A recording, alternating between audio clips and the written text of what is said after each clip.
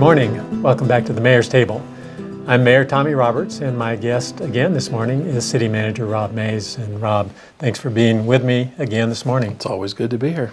Rob, the City Council has recently taken some action that is exciting in many ways for us involved in local government at a more direct level.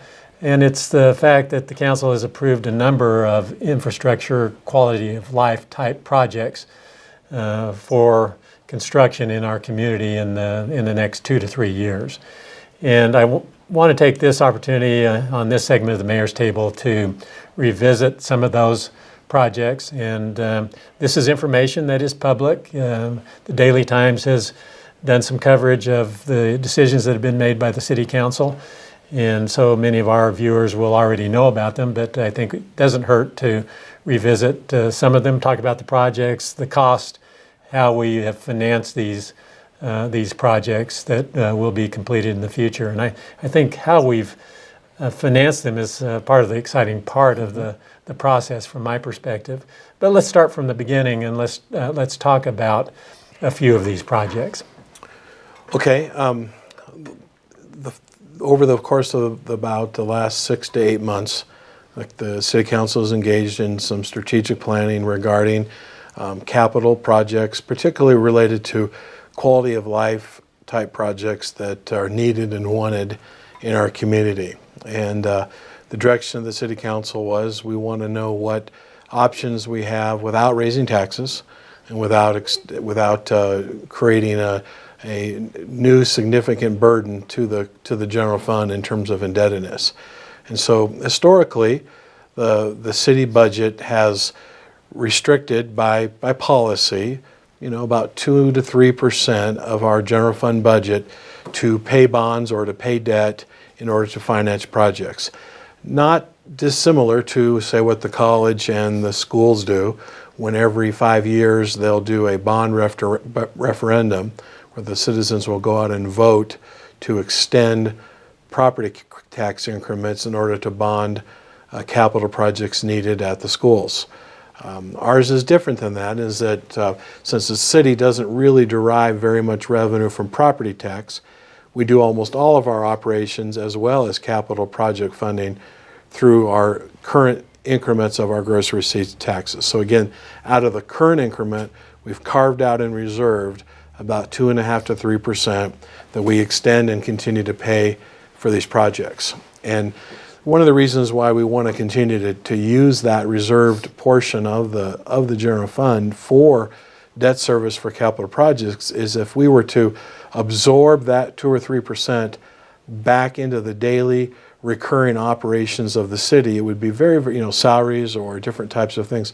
It'd be very difficult to carve it back out. And so by keeping it reserved, we ensure that we provide money to continue to do some of these big projects that really provide for quality of life that our citizens want. We have 2 series of bonds that are outstanding currently, and I think a 2005 issued series and a 2012 issued series. So the idea has been to take a look at those issuances, take a look at the fiscal prudency of refinancing, refunding those bonds, and then extending them for a longer period of time beyond their current maturity dates. And the process has involved a considerable amount of investigation and analysis by our financial consultant, and we've come up with this solution, so to speak, that we could generate some new money for infrastructure improvements, quality of life kinds of improvements in our community, without significantly increasing our annual bonded indebtedness requirements. That's right. And without extending or increasing incrementally to any great extent our debt service on an annual basis. Yeah. So that was one of the foundational premises of this discussion, was that we did not want to significantly, incrementally increase our annual debt service requirement. Yeah, it's to stick to that essentially that 2.5% to 3% that's been reserved and used for that for many, many years, as far as anybody can remember. You know, we use the word bonds, and it sounds like it's a complicated. Bonding is just one of the ways that municipalities can borrow money. What we're doing is really no more complicated than someone that refinances their home, typically under better terms with lower interest rates, keeps their payment the same, but extends the debt out further and thereby generates cash out.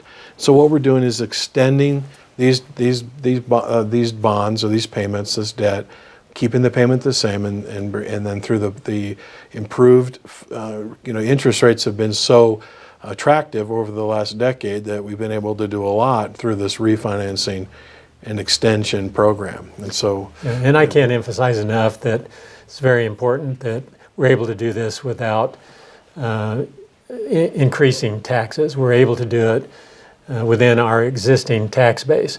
Now, it also has to be acknowledged that we could let these bonds mature and we could eliminate that debt service requirement on an annual basis that's associated with those particular bonds. But again, we think it's fiscally prudent and it's a reasonable way in which to accomplish some of these projects, these infrastructure improvement projects and these quality of life projects. So let's talk a little bit about the projects. Okay. We've got several exciting ones to talk about. We do. It's going to be an exciting, busy time around the city of Farmington over the next few years. By the way, the last time we did this was back in 2012. We did the very same thing, and we refinanced and extended in order to build the animal shelter, fire station number 1. We built a large flood control pond. We renovated the Civic Center room, and we built an extension to the museum. Right. So we're just fast forwarding now and doing the same thing. And so the projects we're doing right now is there's a long list of them. I'll just kind of go through them, And then we'll maybe pick one or two out to talk Yeah. about. Okay. So we're buying a new fire truck. That's one thing we're doing for $550,000. We're buying a new fire ladder truck for $1.2 million. We're constructing a new water park at Brookside for $6 million. We're completing our trail extension for $2 million. That's definitely one maybe we want to talk about some more. We're doing what we've been calling for years and planning for the Complete Streets Downtown Revitalization Project for about $5 million. We are adding lights to 2 of our existing athletic fields for $270,000. We are renovating 3 of our baseball fields for $280,000. We are replacing the roof at the Aquatic Center, so we're actually taking care of some old projects too at the Aquatic Center, and we're also then putting $500,000 more into the Civic Center renovation project that's on the way.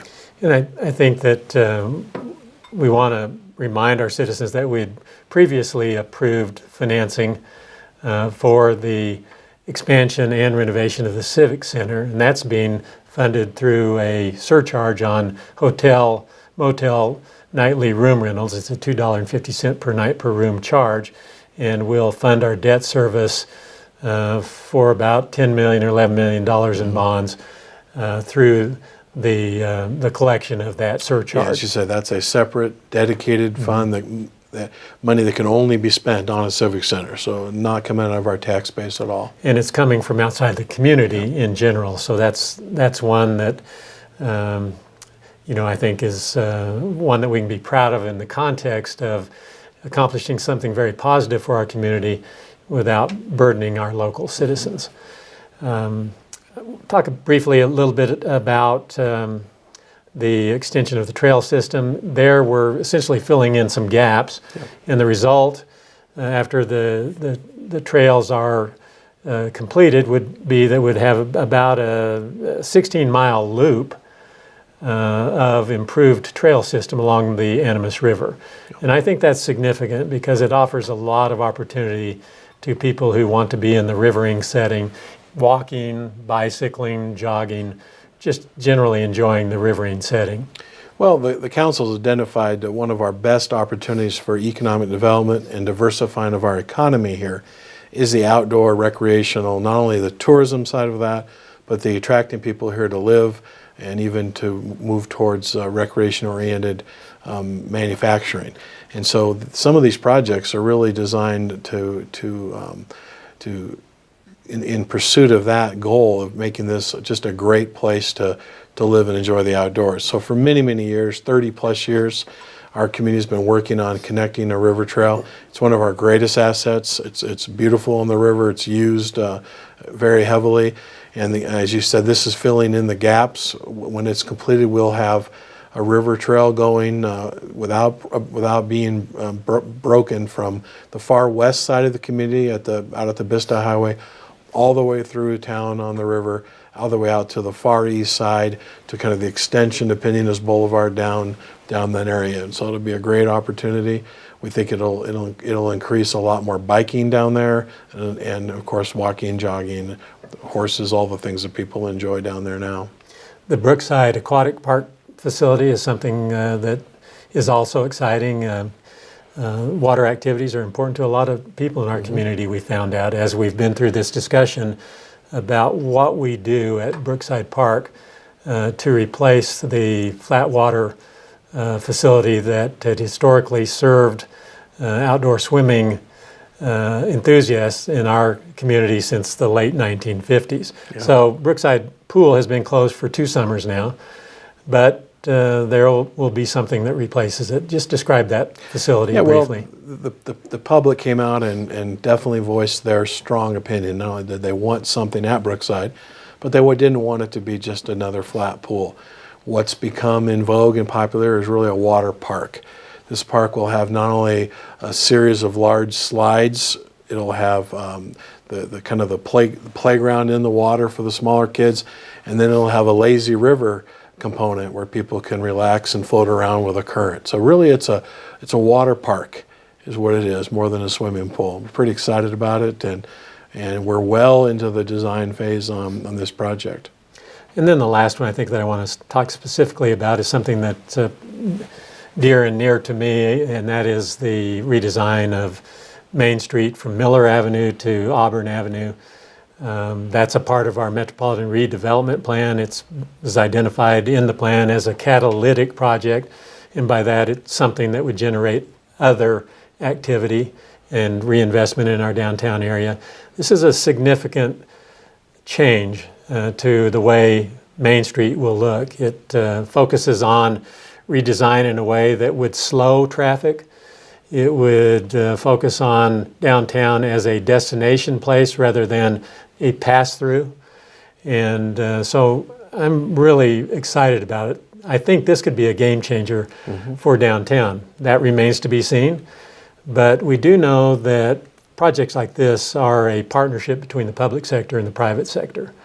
And many times the public sector has to step up first to generate that private party investment.